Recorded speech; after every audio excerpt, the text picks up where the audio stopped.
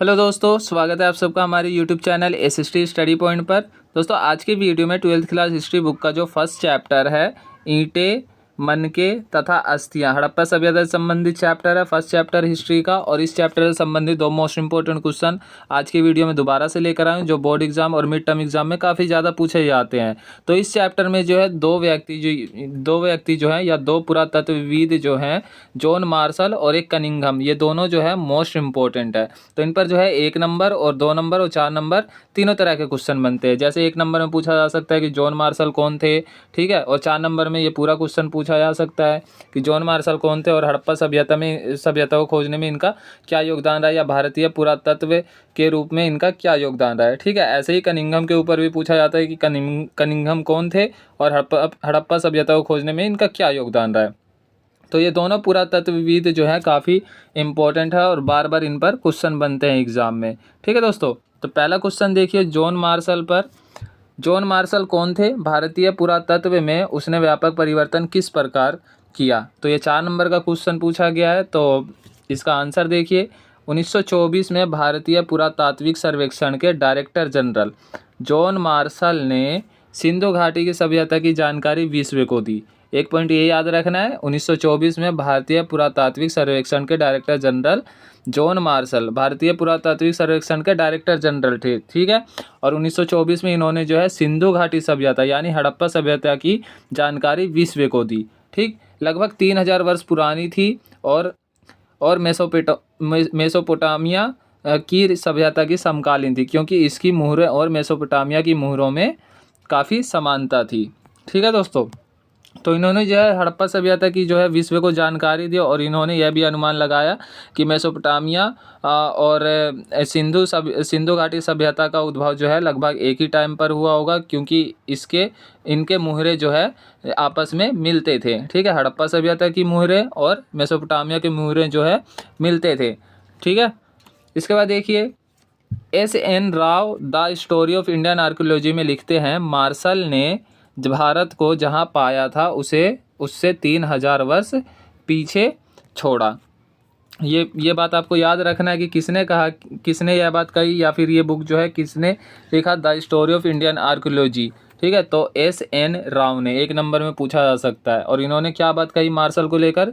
इन्होंने कहा कि मार्शल ने भारत को जहाँ पाया था उससे 3000 वर्ष पीछे छोड़ा।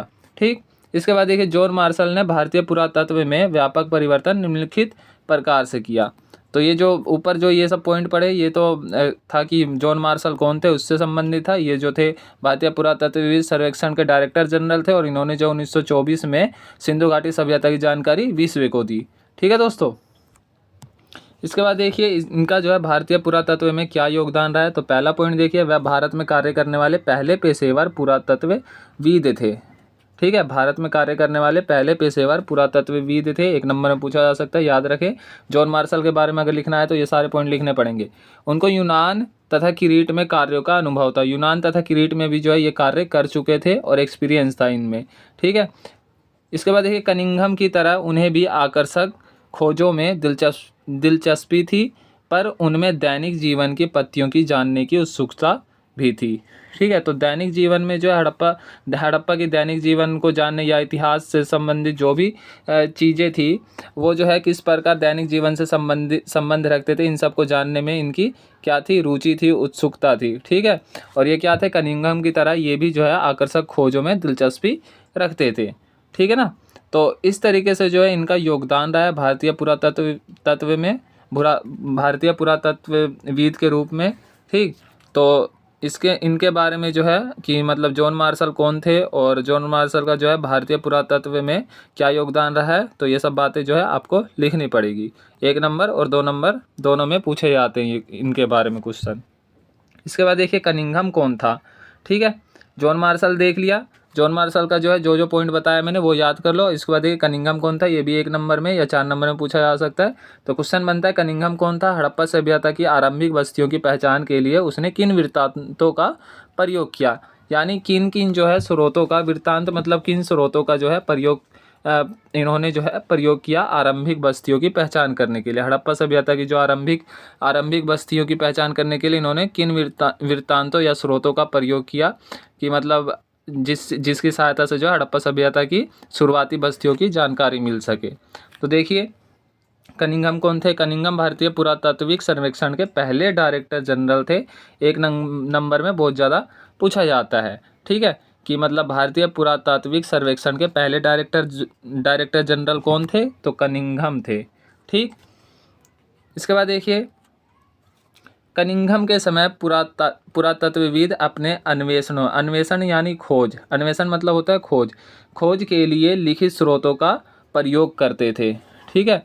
कनिंघम के समय पुरातत्वविद क्या करते थे? खोज के लिए लिखित स्रोतों का प्रयोग करते थे। कनिंघम की रुचि भी आरंभिक ऐतिहासिक तथा उसके बाद के कालों से संबंधित पुरातत्व में थी, ठीक है। आरंभिक इतिहास को जानने में इनकी रुचि काफ़ी ज़्यादा होती थी, जैसे कि हड़प्पा सभ्यता की शुरुआत कैसे हुई, यहाँ की बस्तियों की शुरुआत कैसे हुई, यहाँ कैसे रहना शुरू किया लोगों ने, इस तरीके से, ठीक है। तो इस तरीके के आरंभिक जानकारी को खोजने में इनकी रुचि थी।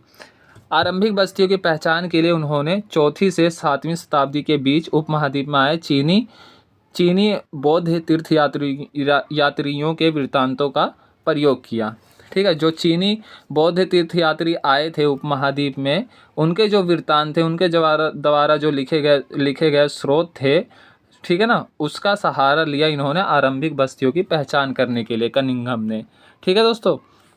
इसके बाद देखिए कनिंघम ने अपने सर्वेक्षणों के दौरान मिले अभिलेखों का संग्रहण, प्रलेखन तथा अनुवाद भी किया, ठीक है ना। इन्होंने जो है कनिंघम ने अपने सर्वेक्षण के दौरान मतलब नई खोजों के दौरान क्या किया? अभिलेख जो मतलब पत्थर, चट्टान या आभूषण, ठीक है, आभूषण, कागज, ताड़पत्र, इन सब पर लिखे होते थे ना, तो उसे क्या कहते हैं? अभिलेख कहते हैं। और इन सब चीज़ों को जो है इन्होंने संभाल कर रखा सर्वेक्षण करने के लिए, प्रलेखन, और फिर इन सब का क्या किया? अनुवाद भी किया, ताकि और मतलब समझकर जो है सर्वेक्षण कर सके, ठीक है। अभिलेखों को क्या किया? अभिलेखों को क्या किया? अनुवाद किया। जो लिखे हुए थे, उत्कीर्ण थे, ठीक है ना, तो उनका क्या किया? अनुवाद करने का प्रयास किया, और इनके माध्यम से इन्होंने क्या किया? सर्वेक्षण करने का प्रयास किया, और आरंभिक बस्तियों को जानने में क्या किया? इन्होंने सहायता किया। इसके बाद देखिए उन्होंने उत्खनन के समय सांस्कृतिक महत्व रखने वाले जैसे मनके, बर्तन, मृदभांड, आभूषण, इन सब पूरा वस्तुओं को खोजने का प्रयास किया। जो संस्कृति से संबंधित थे, सांस्कृतिक महत्व रखते थे, उन चीज़ों को क्या किया? खोजने का प्रयास किया, ताकि मतलब वहाँ के जो प्राचीन संस्कृति को या हड़प्पा सभ्यता की संस्कृति को जान सकें, ठीक है दोस्तों। तो इस तरीके से जो है कनिंघम का योगदान रहा है। कनिंघम जो थे भारतीय पुरातात्विक सर्वेक्षण के पहले डायरेक्टर जनरल थे, ठीक है दोस्तों। और हड़प्पा सभ्यता को खोजने में इनका भी महत्वपूर्ण योगदान रहा है। हड़प्पा सभ्यता को समझने में इनका काफ़ी योगदान रहा है। तो हड़प्पा सभ्यता में इनका काफ़ी योगदान रहा है, हड़प्पा सभ्यता की खोज में, और इसीलिए जो है जॉन मार्शल और कनिंघम जो है दोनों मोस्ट इम्पोर्टेंट हो जाते हैं, ठीक है दोस्तों। भारतीय पुरातत्व में भी इन दोनों का काफ़ी ज़्यादा योगदान रहा है। तो इसीलिए जो है इस पर बार बार क्वेश्चन बनते रहते हैं, इन दोनों पर बार बार क्वेश्चन पूछे जाते हैं, 1 नंबर, 2 नंबर या 4 नंबर में, ठीक है दोस्तों।